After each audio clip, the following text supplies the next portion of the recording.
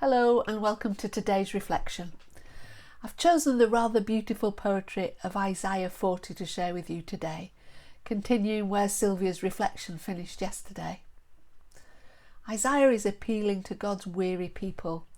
They're living in exile in Babylon, far from their homeland in Judah, and as time has gone by and they haven't been rescued, they begin to lose their faith in God and were distracted by the gods of Babylon.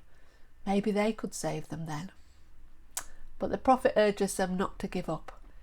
In a series of questions, he challenges them to recall their old faith in that creative and powerful God, the unrivalled one, who created the world and all that's in it, who continues to sustain it. The gods of Babylon, he says, are just lumps of wood.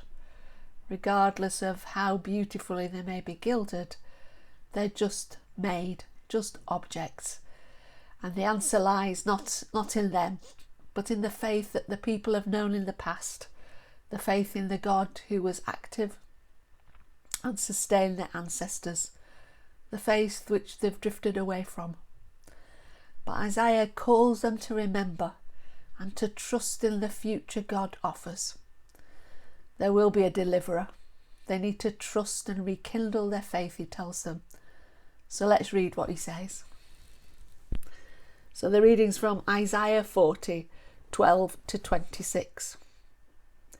Who has measured the waters in the hollow of his hand, and marked off the heavens with a span, and closed the dust of the earth in a measure, and weighed the mountains in scales and the hills in a balance? Who has directed the Spirit of the Lord, or as his counsellor has instructed him? Whom did he consult for his enlightenment, and who taught him the paths of justice? Who taught him knowledge, and showed him the way of understanding? Even the nations are like a drop from a bucket, and are counted as dust on the scales. See, he takes up the isles like fine dust. Lebanon would not provide fuel enough, nor are its animals enough for a burnt offering. All the nations are as nothing before him. They are accounted by him as less than nothing and emptiness. To whom will you liken God, or what likeness compare with him? An idol? The craftsman casts it, and a goldsmith overlays it with gold, and casts it silver chains. As for a gift, one chooses mulberry wood, mulberry that will not rot, then seeks out a skilled artisan to set up an image that will not topple. Have you not known? Have you not heard? Has it not been told from the beginning? Have you not understood from the foundations of the earth? It is he who sits above the circle of the earth, and its inhabitants are like grasshoppers, who stretches out the heavens like a curtain and spreads them like a tent to live in, who brings princes to naught and makes the rulers of the earth as nothing. Scarcely are they planted, scarcely sown, scarcely has their stem taken root in the earth, when he blows upon them and they wither, and the tempest carries them off like stubble. To whom then will you compare me? Or who is my equal, says the Holy One? Lift up your eyes on high and see. Who created these things? He who brings out their host and numbers them, calling them all by name, because he is great in strength, mighty in power, not one is missing.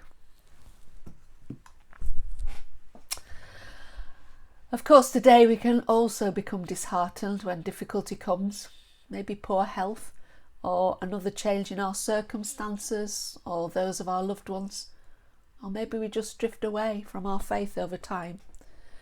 But this reading calls us to see the wonder of God in creation and his ongoing creative activity in the world, and it asks us to revisit that faith which has supported us and calls us into a loving relationship with him.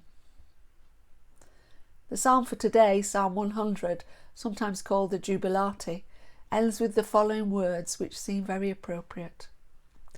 For the Lord is gracious. His steadfast love is everlasting, and his faithfulness endures from generation to generation. Well, I hope you have a good day and that you can know that love of God with you throughout the day. God bless.